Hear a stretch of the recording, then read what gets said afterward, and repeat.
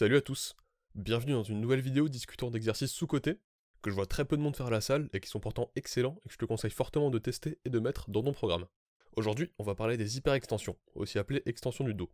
C'est un exo qui se fait avec un banc spécial, que tu as sûrement déjà vu dans ta salle, donc un banc à 45 ou 90 degrés, qui est probablement délaissé dans un coin. C'est un exercice de type extension de hanche, donc le mouvement principal va être au niveau du bassin. Pour le faire, rien de plus simple, il suffit de caler tes pieds sous les rouleaux prévus à cet effet, d'abaisser les coussins rembourrés au niveau de tes cuisses, et enfin de plier au niveau des hanches. C'est le même mouvement qu'un soulevé de terre roumain quand on regarde bien. Et c'est normal puisqu'ils sont de la même famille de type extension de hanche. Mais les hyperextensions ont comme bénéfice supplémentaire la stabilité, la standardisation plus facile des répétitions, une amplitude qui peut être maximale ou progressive selon ton niveau, et le poids plus léger nécessaire pour faire de bonnes séries, ce qui permet donc de moins te fatiguer et de mieux récupérer. Dans cette vidéo, on va voir tout ça en détail, comment intégrer au mieux cet exercice à ton programme, et plein d'autres trucs et astuces. Donc si ça finit par t'aider, je t'invite à t'abonner. Du coup, comme tous les exercices de type extension de hanche, les hyperextensions travaillent principalement les ischio-jambiers, les fessiers et le bas du dos, donc les érecteurs notamment. C'est un excellent exercice à mettre dans tes jours lower ou dans tes jours legs. Mais en plus de ça, tu peux le personnaliser selon ta technique d'exécution. Si tu gardes un dos bien droit, tes muscles érecteurs du bas du dos seront uniquement stimulés en isométrie, au cours du mouvement. C'est-à-dire qu'ils vont pas faire un mouvement de contraction et d'étirement. C'est la technique à utiliser si tu veux principalement utiliser tes fessiers et tes ischio-jambiers, ou si tu veux soulever un maximum de poids. N'oublie bien sûr pas de brace au cours du mouvement, donc de maintenir tes abdos bien rigides, pour plus de sécurité et de confort. Mais si tu veux mettre un petit peu plus d'emphase sur ton dos, tu peux plier ta colonne vertébrale au cours du mouvement. Donc la courber en descendant et la déplier en remontant. Pour ça, tu peux aussi un petit peu remonter les coussins pour t'aider, ce qui va naturellement te faire plus plier le dos que les jambes. Mais par contre, il faut faire un petit peu plus attention avec cette technique. Et surtout ne pas prendre trop lourd trop vite. Toujours garder le mouvement sous contrôle, mais si tu vas progressivement, les hyperextensions sont un des meilleurs, si ce n'est le meilleur exercice pour le bas du dos. Parce que non, plier sa colonne vertébrale, c'est pas intrinsèquement dangereux.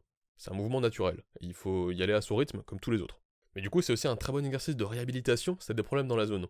Et de renforcement du dos si tu galères, ou que t'es débutant et que t'arrives pas à prendre lourd sur d'autres exercices, comme le soulevé de terre. C'est ce que j'ai moi-même fait au début. J'ai d'abord maîtrisé ce mouvement qui m'a ensuite permis de prendre bien plus lourd sur d'autres exercices. Pour ça, je te conseille à le faire à haute répétition et au poids du corps seulement. Et ensuite d'y aller de plus en plus intensément au fil des séances, jusqu'à atteindre l'échec, ou presque. Utilise une technique bien contrôlée, ressens le mouvement au niveau de ton dos et de ton bassin pour vraiment bien ressentir ton corps et maîtriser tout ça. C'est aussi très utile pour pomper du sang dans la zone et avoir une congestion du bas du dos, ce qui permet d'atténuer les symptômes si t'as des problèmes, et donc avec ça tu peux facilement faire 20 ou 30 répétitions par série. C'est donc un excellent exercice de conditionnement, mais tu peux aussi bien sûr l'utiliser dans le but de prendre en muscle. Et je trouve que c'est là qu'il est particulièrement brillant, notamment parce qu'il a un potentiel de progression très intéressant. Tu peux bien monter en poids au fil du temps, et donc progresser à l'infini ou presque. Et il y a plusieurs méthodes pour lester le mouvement, ce qu'on va voir tout de suite. Donc la première méthode, c'est tout simplement de mettre la barre sur son dos, dans la même position que pour un low bar squat, donc sur l'arrière de ses épaules. Ensuite, il suffit de te caler sur le banc et de faire tes répétitions comme ça. Ça a l'avantage de nécessiter très peu de poids pour être efficace, à cause de l'effet de levier très important, vu que le poids est très éloigné, il paraît beaucoup plus lourd. Moi par exemple, je suis allé jusqu'à 40 kg sur la barre pour des séries, et ça m'a largement suffi. Mais ça a quelques problèmes de stabilité, surtout quand on commence à mettre un petit peu lourd. Ça devient compliqué de s'approcher de l'échec en toute sécurité, ça fait un petit peu peur aussi. C'est un peu galère à mettre en place, donc il y a d'autres possibilités. Déjà, tu peux prendre un haltère en main et faire tes séries comme ça, juste avec le poids dans les mains. Ça a l'avantage d'être plus simple à mettre en place, puisqu'il suffit de s'abaisser et de prendre l'haltère en main. Là, le problème, c'est qu'au bout d'un moment, ça devient galère de tenir l'haltère, et que souvent on est de toute façon limité à 40 ou 50 kg par haltère dans sa salle. Pareil avec le fait de tenir directement des disques de poids, on en trouve rarement au-dessus de 20 kg. Donc la méthode que je te conseillerais, c'est d'utiliser une barre. Mais au lieu de la mettre sur ton dos, la tenir à l'avant. Comme pour l'haltère, il te suffit de te mettre en place, de t'abaisser une première fois, puis juste de le prendre en main. Mais contrairement à l'haltère, c'est fait pour être tenu comme ça, donc c'est beaucoup plus simple. Et même en augmentant beaucoup le poids, ce sera beaucoup moins galère. Tu peux même utiliser des sangles au bout d'un moment. Le plus dur, ça va être de réussir à maintenir la barre contre ton corps sans étendre les bras, ce qui couperait fortement l'amplitude du mouvement. Mais normalement, c'est pas un problème, parce que tu deviens plus fort dans le dos au fur et à mesure que tu fais cet exercice et de ton entraînement. Donc normalement, t'es toujours assez fort pour la maintenir contre ton corps. Mais une astuce pour contrer ça, c'est de prendre une prise très large sur la barre, ce qui rend le mouvement plus facile. Et aussi d'abaisser le pad pour être sûr de ne pas te bloquer. Avec cette méthode, je suis allé jusqu'à 70 kg en série, donc tu peux vraiment aller lourd dessus. Par contre, il faut vraiment mettre du contrepoids sur la machine au bout d'un moment, parce que sinon elle va basculer et ce serait ballot. Voilà donc comment tu peux faire l'exercice et le lester selon le matos à la disposition que tu as et de ton niveau. Maintenant, pour programmer l'exercice, t'as plusieurs choix. Soit tu l'utilises en exercice principal d'extension de hanche, pour prendre du muscle dans les ischios, les fessiers et le bas du dos.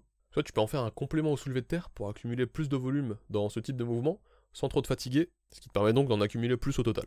Si tu veux l'utiliser en exercice principal, tu peux le faire 2 fois par semaine sans problème. Donc sûrement dans chacune de tes séances pour les jambes. Et aller plutôt lourd sur une ou deux de tes séances. Pas au point de faire des PR pour une rep maximale, mais des séries de 6 à 10 reps, c'est très bien. Ou alors tu peux faire dans une séance plutôt lourde et dans une séance plutôt léger. Par exemple, une séance des reps de 6 à 10, et dans une autre 8 à 12 ou 10 à 15. Ou alors tu peux faire une séance avec le dos droit et une séance le dos courbé. Où ce sera donc forcément moins lourd. Selon ce que tu vises précisément. Si tu veux mettre l'emphase sur le bas du dos, tu peux faire ça. Sinon, tu peux aussi le programmer en complément, donc en exercice secondaire du leg day parfait que je t'avais déjà montré. Donc dans une de tes séances, tu fais ton exercice principal, que ce soit un soulevé de terre ou un soulevé de terre roumain, et dans la deuxième, tu fais l'hyperextension, donc sûrement plus léger pour 8 à 12 reps par exemple. Voilà donc pour l'aspect programmation de cet exercice, ses avantages et ses méthodes d'utilisation. Parlons maintenant d'une variation différente possible. Dans toute la vidéo, tu as pu voir que j'utilise un banc incliné à 45 degrés. Donc c'est le banc spécialisé banc à lombaire ou banc à hyperextension. Mais on peut aussi faire cet exercice sur des bancs inclinés à 90 degrés, que ce soit des machines GHR ou autres. Tant qu'on peut caler ses jambes, en général, on peut faire cet exercice.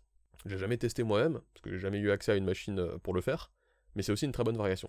Le principal changement va être au niveau de la courbe de résistance, c'est-à-dire l'endroit où le mouvement va être le plus dur, et donc les zones de tension selon l'étirement ou la contraction des muscles. À 45 degrés, le plus dur ça va être quand t'es parallèle au sol, quand tes muscles sont à moitié contractés, en plein milieu du mouvement. Alors qu'à 90 degrés, le plus dur ça va être tout en haut du mouvement, où tes muscles sont complètement contractés.